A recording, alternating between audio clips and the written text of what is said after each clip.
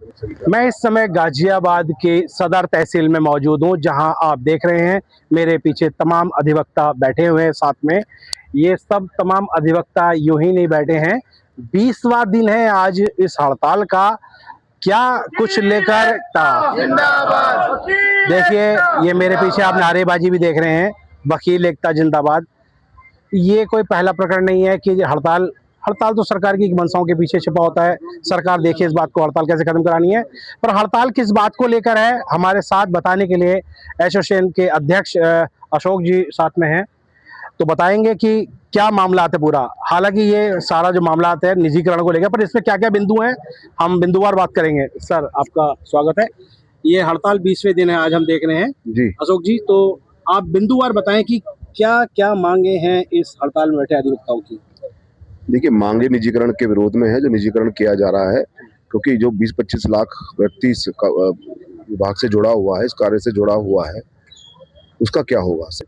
कोई ऐसी पॉलिसी कि आप निजीकरण के तौर पर अडानी अंबानी या अपने किसी यारे प्यारे को उसको दे दें पूरी संस्था को, और वो अपने तरीके से उस योजना को चलाए, तो जो लोग बीच की कड़ी हैं उनका क्या होगा। ये अधिवक्ता समाज बीच में जुड़ा होता है। अधिवक्ता समाज का कभी अपने लिए नहीं लड़ता। वाक्य में ये समाज ऐसा है, जनहित की लड़ाई को लड़ता है, उस आवाज को उठाता है जो आवाज दब जाती है, कुचल दी जाती है। उस आवाज को अधिवक्ता कोर्ट में, न्यायालय में और कार्यालय में या अन्य विभाग में जहां भी वो बैठा है, उस आवाज को वो उठाता है। उसका मुख्य उपदेश उस आम जन को लाभ पहुंचाना है कि सरकार की योजनाएं जो भी आई हुई हैं, उन योजनाओं को उस पब्लिक तक कैसे पहुंचाया जाए, उस आम जन तक कैसे पहुंचाया जाए, और उसके अंदर भी जितना हो सके उसको सॉफ्ट करके जितना लाभ हो सके उस पर उस पब्लिक को दिया जाए। सर क्या मैं देख पा रहा हूँ कि यार के विरोध में नहीं, सरकार के एक इस पहल में है। अगर सरकार से क्या बात चल रही है, यानी मंत्रालय रविंद्र जी से क्या बात हुई है इस बात को लेकर।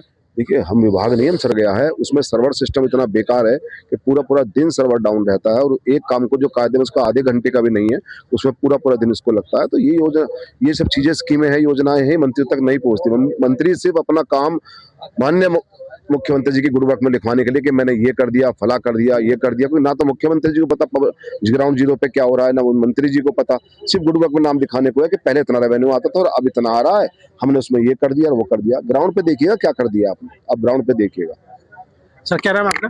मैं कमल सिंह, एडवोकेट, पूर्व मीडिया प्रभारी। कमल जी, मेरा सवाल यह है कि 20वां दिन है आज, तो जिला प्रशासन की ओर से कौन से वो अधिकारी हैं जिन्होंने अभी तक आकर आपके यहाँ सुध बुध ली है। हमारे यहाँ पे धरना स्थल पर एआईजी साहब आए थे, पर वो एक लेटर जनरेट करके लाए थे। उस लेटर से अधिवक्ता समाज जो संतुष्ट नहीं था। क्या लिखा था लेटर में। उस लेटर के अंदर केवल गोलमोल बातें थी, जैसे कि इस नियमावली से संबंधित कि पूर्व की भांति नहीं होगा, हम आपको आश्वस्त कर रहे हैं। जबकि वो एक निम्न मतलब छोटे अधिकारी हैं, उनका आश्वस्त करने का कोई फर्क नहीं पड़ता।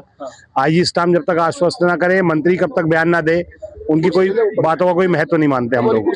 और जहां तक बात आप कह रहे हैं सरकार की निजीकरण का, मैं ये कहना चाहूंगा, ये सरकार आई थी हमारी, योगी जी की सरकार जो आई थी, सबका साथ सबका विकास के लिए आई थी। ये केवल इसका नारा सबका साथ सबका विकास था। इसका नारा ये नहीं था कि सबका साथ और पूंजीपतियों का विकास। पर आज नारा बदल गया। जिस तरीके से हम नोट कर रहे हैं कि निजीकरण की तरफ अग्रसर कर रहे हैं, तो ये साफ झलकता है कि ये बड़े लोगों को, बड़ी मछलियों को राहत देने की घोषणा है, उनके हाथों में हैंडओवर करने का तरीका है। जिस प्रकार आपने देखा होगा अभी आरटीओ ऑफिस के अंदर प्राइवेटाइजेशन हुआ है, और बिजली का भी प्राइवेटाइजेशन किया था इन्होंने। कितने लोग धरने पे स्थल पे, आप मुझसे ज्यादा बेहतर जानते हैं जी। तो मुख्यमंत्री जी से क्या मांग रहेगी इस विभाग के लिए कि चीजें वहीं ट्रैक पर आ जाएं, इसको लेकर क्या कहेंगे। देखिए, माननीय मुख्यमंत्री जी बहुत सरल व्यक्ति हैं, बहुत अच्छी बात से समझते हैं, और मैं ऐसा मानता हूं कि हम ये चाहते हैं कि जिस प्रकार की कार्यवाही चल रही थी पूर्व में, आपने इसको ऑनलाइन करा, हमने उसका कभी विरोध नहीं करा कि आपने इसको ऑनलाइन करा, पर आप उस ऑनलाइन प्रक्रिया को जब करते, जब आपके सर्वर बिल्कुल सही काम कर रहे होते। आज भी आपके सर्वर काम नहीं करते हैं। यहाँ बड़े बुजुर्ग आते हैं, नीचे बिना इंटरनेट के वर्क होता है, कभी आधार वेरीफाई नहीं हो रहा, कभी रजिस्ट्री नहीं हो पा रही। तो मेरा तो केवल मुख्यमंत्री से एक आग्रह ये है कि ऐसी व्यवस्था लागू करी जाए जिससे किसी व्यक्ति कोई बेरोजगारी ना हो, दूसरा जो हमारे यहाँ लोग आते हैं उनको असुविधा ना हो। आप निबंधक भवन में आज तक लिफ्ट नहीं लगा पाए, आप बात कर रहे हैं मॉडर्न बनाने की, गुजरात मॉडल की। अरे आप गुजरात मॉडल बनाइए, गुजरात मॉडल से कोई विचार नहीं है, पर सुविधाओं के साथ बनाइए। सुविधाएं होनी चाहिए, सुविधाओं का अभाव है। केवल किताबों के अंदर ये बातें कही जा रही हैं, धरातल पर कोई चीज लागू नहीं हो रही है। तो ये थे गाजियाबाद के अध्यक्ष बार एसोसिएशन सदर तहसील गाजियाबाद के, जिनकी बातें आपने सुनी।